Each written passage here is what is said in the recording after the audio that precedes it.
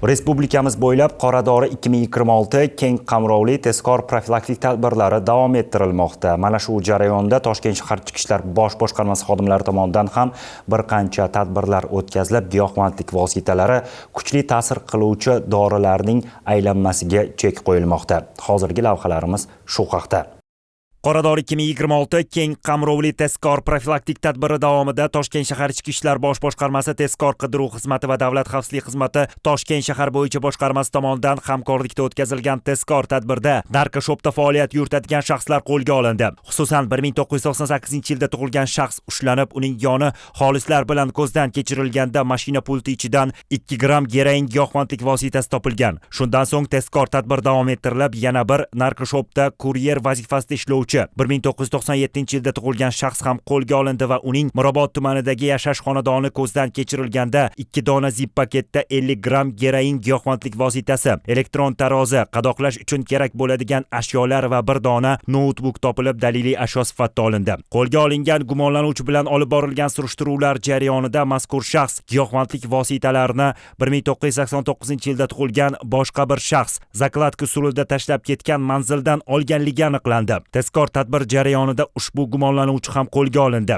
Uning Chilonzor tumanidagi xonadoni ko'zdan kechirilganda 200 gram geroin giyohvandlik vositasi, qadoqlash uchun kerak bo'ladigan zip paketlar, elektron tarozi topilib daliliy ashyo sifatida olindi. Tezkor tadbirda uning Sergeli tumani hududiga joylashtirgan 10 gram geroin giyohvandlik vositasi ham daliliy ashyo sifatida olindi. O'tkazilgan tezkor tadbirlar natijasida jami 874 dona bir martalik dozaga teng bo'lgan 262 gram giyohvandlik vositalarining tarqalishi oldi olindi. Fuqarolarimizning mazkur moddalardan zaharlanishiga chek qo'yildi. Mazkur holat yuzasidan O'zbekiston Respublikasi Jinoyat kodeksi 273-moddasi 5-qismi bilan jinoyat ishi qo'zg'atilib, gumonlanuvchilarga nisbatan qamoqqa olish tarziga ehtiyot chorasi tanlangan. Hurmatli fuqarolar, agar sizda giyohvandlik vositalarining savdosi haqida biror bir ma'lumot bo'lsa, Ichki ishlar vazirligining kol markaziga Telegram orqali Stop Narkobotga murojaat qilishingizni so'raymiz. Axborot bergan shaxsning shaxsiy ma'lumotlari sir saqlanadi. Toshkent shahar Ichki ishlar bosh boshqarmasi tomonidan bu kabi tezkor tadbirlar davom ettirilmoqda.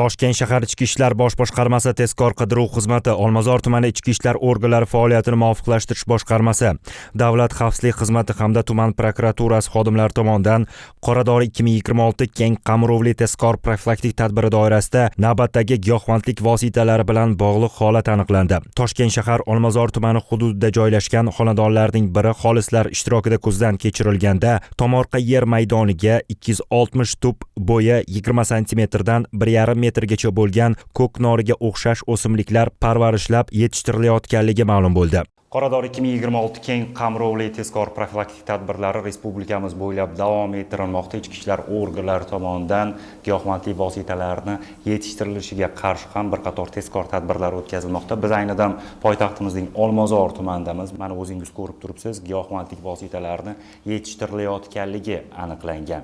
Bu giyohvandlik vositalari mana o'zidan o'sib qolmagan, parvarishlangan. Bu giyohvandlik vositalarini nima maqsadda yetishtirayotgandingiz?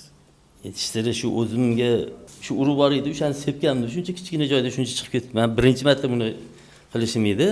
Bu giyohvandlik vositalarini yetishtirish, saqlash, umuman jinoiy javobgarlikka olib kelishi haqida xabaringiz bormidi?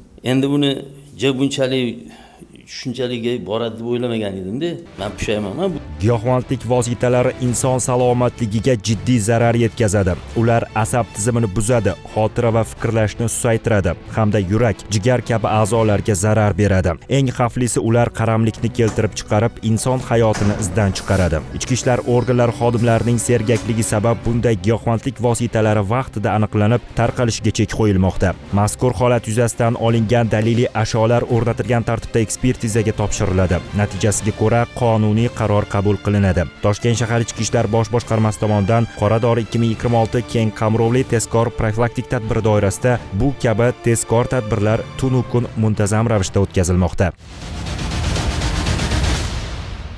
Sergeli tumanida profilaktika inspektorlari zakladchiklik qilib yurgan shaxslarni voqea joyida qo'lga oldi. Ularga nisbatan jinoyat ishi qo'zg'atilgan. Qoradori 2026 tezkor profilaktik tadbiri doirasida Toshkent shahri Sergeli tumanida giyohvandlik moddalari bilan bog'liq jinoyat fosh etildi. Nima maqsadda keldingiz? Bilan Tarqatish maqsadida keldinglar, to'g'rimi? Ma'lum qilinishicha, Sergeli tumani ichki ishlar organlari faoliyatini muvofiqlashtirish boshqarmasi, profilaktika inspektorlari va jinoyat qidiruv bo'limi xodimlari tomonidan o'tkazilgan tezkor tadbir davomida yuqori professional yondashuv, tezkorlik va aniq muvofiqlashtirilgan harakatlar natijasida jinoyat o'z vaqtida aniqlangan. Men Xonobod tepa profilaktika inspektori lavozimida xizmat qilib kelyapman. Mahallani ko'zdan kechirib yurgan vaqtimizda oq rangli Spark 445 davlat raqamida bo'lgan avtoulov shubha uyg'otganligi sababli 2 nafar xolislar bilan avtoulovni ko'zdan kechirgan vaqtimizda narkotik moddalari borligi aniqlandi. Ushbu fuqarolarni jinoyat qidiruv xodimlariga topshirdik. Mazkur 2 nafar shaxsning tuman hududiga joylashtirgan giyohvandlik moddalari joylari aniqlanib, daliliy ashyo sifatida olingan.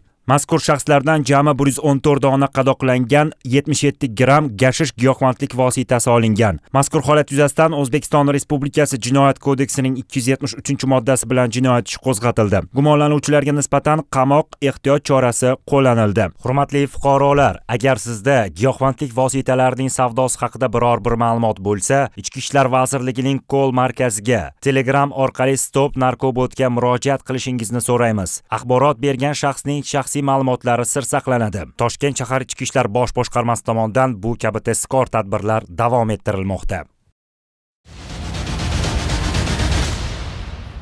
Toshkent shahar ichki ishlar bosh boshqarmasi fuqarolarni axborot texnologiyalari sohasidagi jinoyatlardan ogohlikka chaqiradi.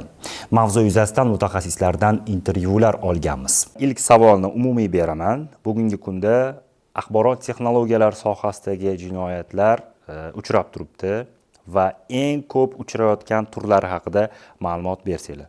Marhamat. Bugungi kunda endi bizda fuqarolardan kelgan xabarlarga asoslanib, ya'ni turiga qarab bo'lamiz. Hozirgi kunda jabrlanib qolayotganlar SMS keladi, Telegram messenjeri orqali, ya'ni uni zulm qilgan holatda uni nomidan SMS xabarnoma jo'natadi. Menga qarz berib turgan deb o'zini tanishidan. Men hozirgi kunda sen bilan telefonda gaplashyapman. Menga zarur tezroq pul o'tkazib yuborsang, keyin sen bilan gaplashib olamiz deydi. Tanishidan kelgandan keyin ishongan odamlari o'sha mablag'ni o'tkazib qo'yishyapti va aldanganini keyin bilishyapti. Ya'ni firibgar ularning nomidan, tanishining nomidan SMS xabarnoma yuborganligini. O'tgan yili bir uchraganda, masalan, ma'lum bir shaxsni o'sha profiliga o'xshatib, Telegramda rasmlarini bir xil qilib yozish holatlari uchrardi. Bugungi kunga kelib o'sha Telegramni zlom qilish orqali xuddi shu holat o'zini tanishiga yozyapti. Bu turdagi jinoyatlar qanday fosh qilinyapti? Fosh qilinganlari bo'lsa ma'lumot bersiz. Mana shu APK ilovalarida, ya'ni bularni yaratishda o'zini perechinlari bo'ladi, ya'ni bir 15 ta 16 ta funksiyaga, ya'ni o'sha ilovani boshqarish funksiyalariga ruxsat beriladi. Ya'ni SMSni sizga ko'rsatmasdan o'qish, kamerangizni yoqib o'chirish, sizni o'sha Telegram messenjeridan chiqarib yuborish, xuddi shu turdagi narsalarni, ya'ni o'sha APK ilovani bosib qo'ygan odam bu hamma narsaga roziman degan maqsadda o'sha narsani bosib qo'ygandan keyin uni nomidan o'zi ish qilishni boshlaydi. Ya'ni Telegram messenjeridan unga yozishni boshlaydi. Ya'ni ikkinchi qurilma bo'lib ulanib oladi. Bu yasash emas, imенно aynan shuni Telegramdan yozib yuboradi. Demak, savol tug'ilishi mumkinda, o'sha APK faylni ustiga bosib qo'yadi va o'sha jinoyatchi deylik, buni nomidan yozish imkoniyatiga ega bo'ladi. O'sha qarz so'rash boshqasida. Sizda qanday ma'lumotlar bor? Xuddi shu holat bo'yicha bizga juda ko'plab murojaatlar kelib tushmoqda. Ya'ni kim shu APK faylning ustiga bosgandan so'ng Telegram zlom bo'ladi va uni nomidan tanishlariga hammasiga murojaat qilib qarz so'rab yozadi. Bundan tashqari holatda qo'shimcha sifatida aytadigan bo'lsam, misol uchun telefoniga begona raqam telefon qilish mumkin. Telefonni ko'targan vaqtida o'zini bank xodimi yoki liktama deb tanishtiradi. Keyin aytadi, sizni plastik kartangizga hujum bo'lyapti, biz shuni bartaraf qilamiz deydi. Buning uchun tasdiqlash kodi yuboramiz. Buni tasdiqlash kodini bizga aytib oladigan bo'lsangiz, kartangizni muzlatib qo'yamiz, hech qanday pul yechirish holatlariga uchramaysiz deb har xil gaplar bilan aldashga urinishmoqda va natijada fuqarolar bunga ishongan holda tezkorlik bilan o'sha telefoniga kelgan tasdiqlash kodlarini aytib qo'yishmoqda. Vaholanki tasdiqlash kodi faqat pul yechish uchun kerak bo'ladi va tasdiqlash kodini aytishlari bilan ularning nomlariga o'chirilgan har qanday plastikdan pul yechish holatlari kuzatilmoqda. Bundan tashqari holatda Telegramda har xil APK приложениyadan tashqari hozirgi kunda yangicha versiyasi chiqqanlari bor. Ya'ni lotin tilida kichik harflar bilan yozilgan bo'ladi jar ko'rinishida. Ya'ni o'sha jar ko'rinishidagi приложениyalarda ham umuman ochmasliklarini maslahat beramiz. Bundan tashqari holatda onlayn tarzda pul ko'paytirish bo'yicha firibgarliklar ham juda ham ko'p uchramoqda. Soxta treyderlar. Xuddi shunday. Trading nomi ostida ish faoliyatini yuritadiganlar, ya'ni shu treyderman deb o'zini tanishtiradi va o'zi aytishadigan narsalari, ya'ni kim sizda plastik kartangizda qanchadir miqdorda pul tashlab beradigan bo'lsangiz, biz uni 2 barobar, 3 barobarga ko'paytirib beramiz degan maqsadda o'zini yo'nalishida olib borishadi va bunga ishongan fuqarolar oldindan pul tashlab, o'sha pulning ko'payishini kutadi va vaholanki ularda hammasi firibgarlar bo'ladi. Pulingizni ko'paytirib beramiz dedimi, demak u firibgar.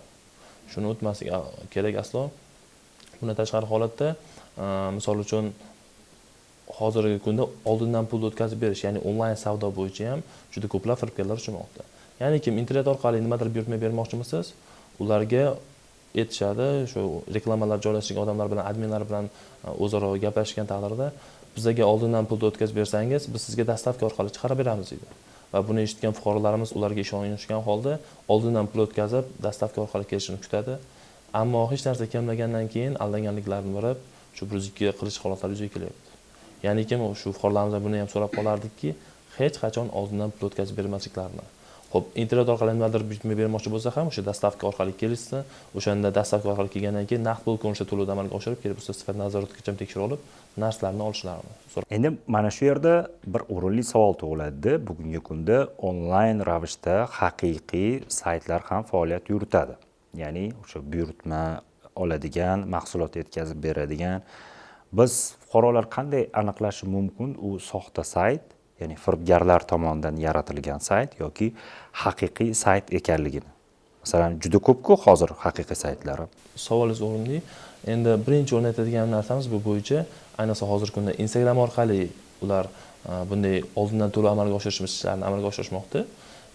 Instagram orqali kuzatganimizda, agar misol uchun kiyim kechib oladimi, bitovoy texnikami, nima olishidan qat'iy nazar, mana shu texnika olishidan qat'iy nazar, ular ularda Instagram ijtimoiy tarmog'idagi profilda joy manzili ko'rsatilgan bo'ladi, agar ishonchlilarda yoki bo'lmasam telefon raqamlarigacha ham ko'rsatib qo'yilgan bo'ladi. Keyin bog'lanish mumkin bo'lgan bir necha raqamlar yana ko'rsatilgan bo'ladi. Va bundan tashqari ularda olinayotgan bo'ladigan misol uchun olinish kerak bo'ladigan bo'lsa, bir necha adminlar ko'rsatiladi va bundan tashqari filiallar ham alohida ko'rsatib o'tiladi. Ko'p holatda firibgarlar o'sha biz onlayn tarzda ish faoliyatini yuritamiz, ya'ni onlayn do'kon, biz ma'lum bir sotadigan joyimiz yo'q. Shu sababli oldindan to'lov o'tkazib bersangiz yuboramiz degan maqsadda yo'nalishda ish faoliyatini olib boradi. Shuning uchun faqatgina shu misol uchun birinchi o'rinda aytadimizki, o'sha do'konlari bo'lgan va hozir aytib o'tganimdek ishonchli tarzda joy manzillari, telefon raqamlari bo'ladigan bo'lsa ishonishimiz mumkin. Bundan tashqari to'g'riki, misol uchun Naqd ko'rinishda ham oladi-yu haqiqiy saytlar, to'g'rimi? Haqiqiy onlayn do'konlar. Xuddi shunday, naqd ko'rinishda ham olishi mumkin, lekin baribir ulardan o'zlari haqida ma'lumotlarni so'rab, surishtirib, to'liq qonuniy ishonch hosil qilgandagina shunda savdo ishlarini amalga oshirishlarini iltimos qilib qolamiz.